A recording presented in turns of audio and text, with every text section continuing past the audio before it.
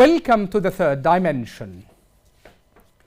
The stakes in Yemen have changed dramatically.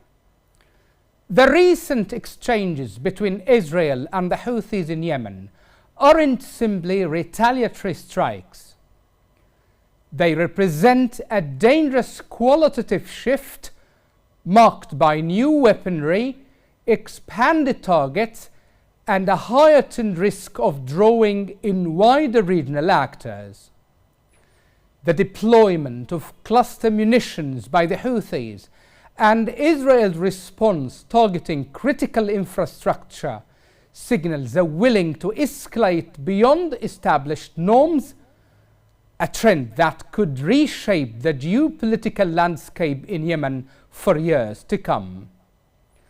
The targeting of essential infrastructure inflicts immense suffering on the civilian population and exacerbates the already dire humanitarian crisis in Yemen, rights group warn. This Israeli strategy, while potentially aimed at fomenting discontent within Houthi-controlled areas, carries a heavy human cost and risks further turmoil in the region. To discuss this topic joins me from London Dr. Elisabeth Kendall. Dr. Kendall is the mistress of Girton College and is a senior Yemen and Middle East analyst.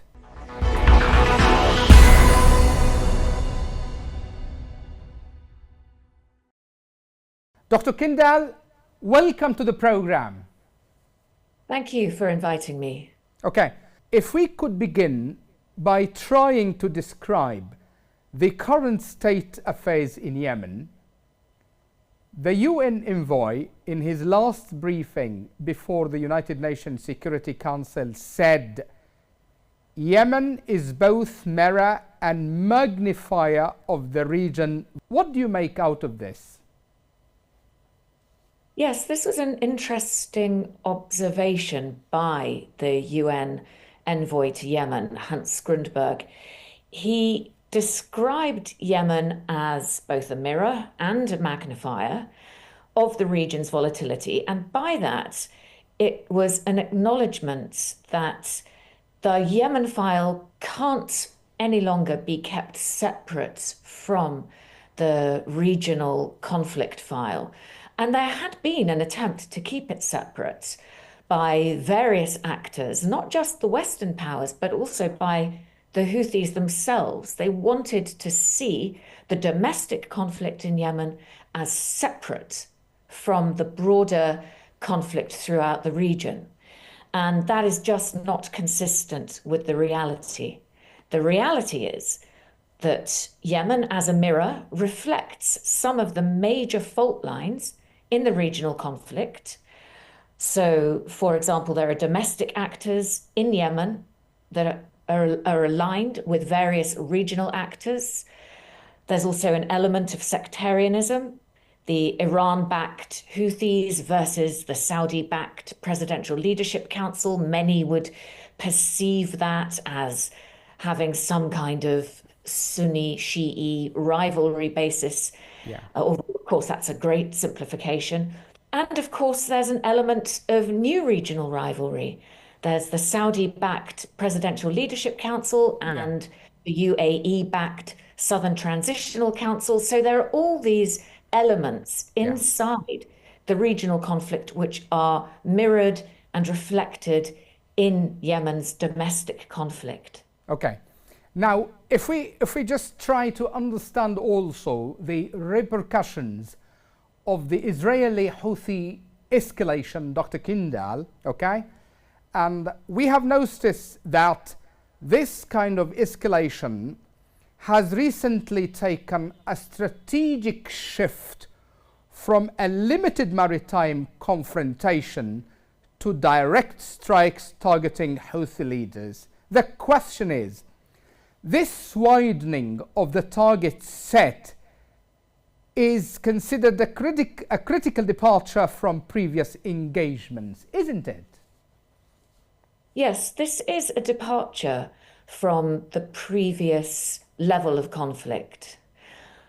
as of mid-September, Israel had launched 18 rounds of strikes against Yemen. And it was in the 16th round of those strikes that we saw a shift. That was at the very end of August, when Israeli strikes moved beyond military infrastructure, energy infrastructure, and indeed some civilian infrastructure, to targeting actual leaders of the Houthi movement. Now, there are different opinions on how important the leaders targeted were. Yeah. Many would say they were not the top echelons of the Houthi leadership. They were not the Jihad Council. They were not the office of the Sayyid. They were the, if you like, civilian government to the Houthis. But still, that's a different range of targeting, and it is significant. What's also significant is that it didn't stop the Houthis. The Houthis are still launching missiles and drones at Israel, still targeting ships in the Red Sea. And so what this tells us is that we're on an escalatory cycle of violence that's unlikely to stop. We're seeing more advanced weapons being used by the Houthis, more sophisticated missiles, cluster warheads. We're seeing potentially new kinds of hydrogen-powered fuel cells for their drones. That gives them greater reach and greater stealth. This is all important. Yeah. And both Israel and the Houthis are likely to entrench their positions. Both of their leaderships benefit from the continuation of war. Both find it easy to justify collateral damage, and both believe that God is on their side. So I see no sign of this stopping. I see only escalatory movement. Yeah. So this escalatory movement between the Israelis and the Houthis, Dr. Kendall, in the end of the day, it is the Yemeni civilians who pay the cost of this. And here, in his last briefing, Tom Fletcher, the Undersecretary General for Humanitarian Affairs, he said, describing the dire humanitarian crisis, Yemen, a collapsing economy and persistent conflict have made Yemen the third most food insecure country on earth. So the question is, as this vicious circle of escalation will continue, for how long Yemenis would bear the brunt of this? Yes, this is the sad reality. It's the civilians who suffer most on both sides, in Israel and, of course, also in Yemen. And Israel's attacks on Yemen are far more damaging to civilians. Dr. Kendall, if I may interrupt here, do you think there is a balance of civilian casualties between what is happening in Israel and there in Yemen? Of course not. There's definitely no balance. If you think about the Houthi attacks on Israel, I believe only one Israeli civilian died in those attacks, whereas the Israeli attacks on Yemen have killed vast numbers and injured far more of Yemenis. So, but one dead on either side is one too many on either side. What I think is particularly sad here is that it's the civilians who bear the brunt of their leadership's actions. And it's not just that Yemenis are dying in Israeli airstrikes, of course. It's this humanitarian crisis that has been ongoing now for pretty much a decade. And we've seen at some points up to 2/3 of the Yemeni population in need of humanitarian assistance. And the population of Yemen is now about 40 million people. So it's a massive crisis. And one of the other issues is that it's not just the damage to infrastructure, to housing, to welfare. It's also the disease and the difficulty of buying food, even if it does exist, because of the economic crisis and the general weakening of the currency, even though there have been a couple of improvements recently. So yes, Yeah. Tom Fletcher was absolutely right. This is an appalling crisis in Yemen, and it doesn't compare by in any stretch to what is going on in Israel. Okay. And as you have already said that Yemenis and Israelis both, okay, they pay the price of the leadership. And now here, this brings me to the issue of the Houthis' crackdown on UN aid workers and how this has even complicated Yemen humanitarian crisis. Yes, that's right. One of the very unfortunate fallouts of the Israeli strikes at the end of August is that the Houthis are clearly worried about spies, about informers, and they want to lash out.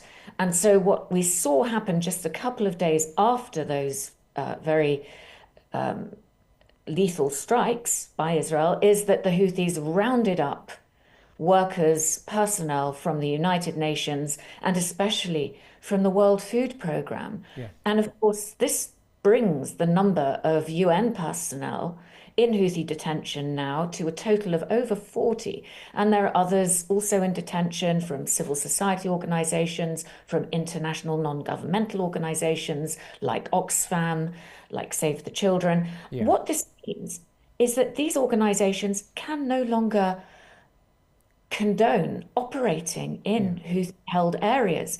And what does that mean? That means that the conditions for civilians will be even worse without the UN, without those aid organizations, which are now having to move out of the Houthi-held areas. It's going to make things even worse. Yeah, okay. And in the same line, we just heard the UN saying that they have relocated the office of the humanitarian coordinator from Sana'a to Aden, a kind of pressuring the Houthis, okay, to release the detained workers. Okay, if we could move to another important issue, Dr. Kendall, you talked about the PLC in your introductory remarks and how this also contributes to the whole scene. Now, the divisions among the PLC, okay, Dr. Kendall, and it would be interesting to quote here the UK ambassador to Yemen, Abda Sharif. She was interviewed in the Middle East 2 days ago, and she talked about it, saying that any split in the leadership benefit the Houthis, and her remarks followed the decisions taken by Aidarus al-Zabidi, which many did not agree with. My question is, how deep these divisions are among the PLC, especially amid talks of the need to reform the PLC? One of the major problems facing those who seek to contain the Houthis is that the opposition to the Houthis is so split. So the Presidential Leadership Council is incredibly weak. It's this 8-man force which is split in 8 different directions, but has clumped largely into 2 camps. One with Rashad al-Alimi, the president of the PLC, and of course Aidarus al-Zubaydi, the president of the Southern Transitional Council and vice president of the PLC.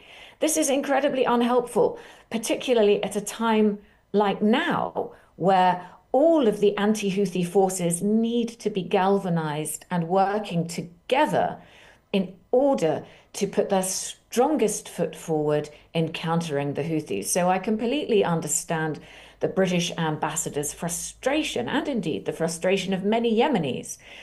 It should not be the case that the government that's internationally recognized looks weaker than the Houthis. It should not be the case that those who are leading the rest of the country that is not under Houthi control cannot get their act together to improve living conditions in order to make it look like a better game in town than what the Houthis are doing. So this really does need to be tackled. At the moment, it's almost in the south like having 2 governments. We have what I would call a leadership spaghetti. You have the PLC appointed people and you have the STC appointed people. Yeah. And it's the same with the military. It's a Yeah. military spaghetti as well.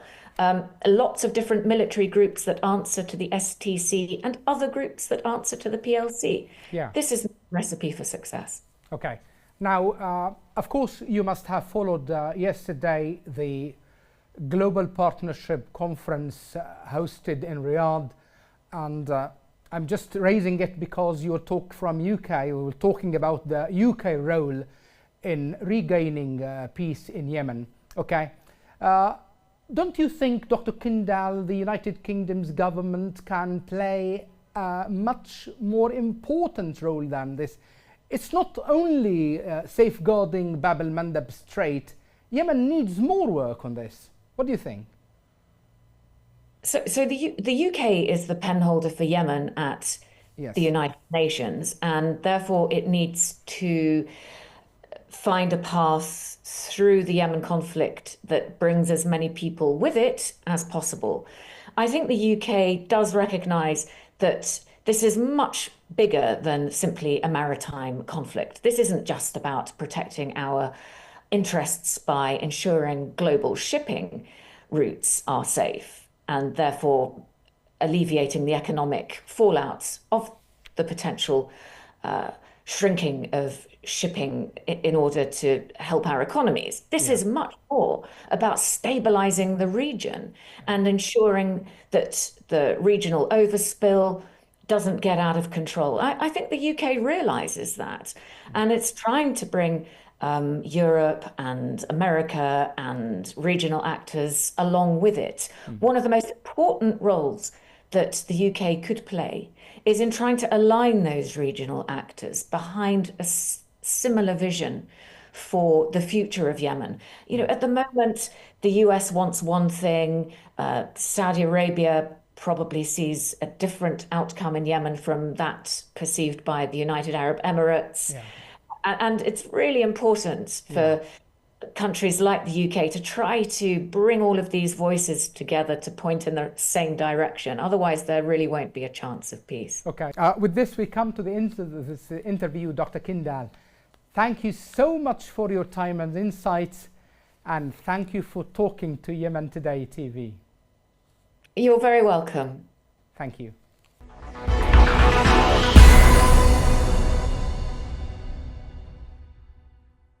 That's all for this time. See you next week with a new edition of The Third Dimension.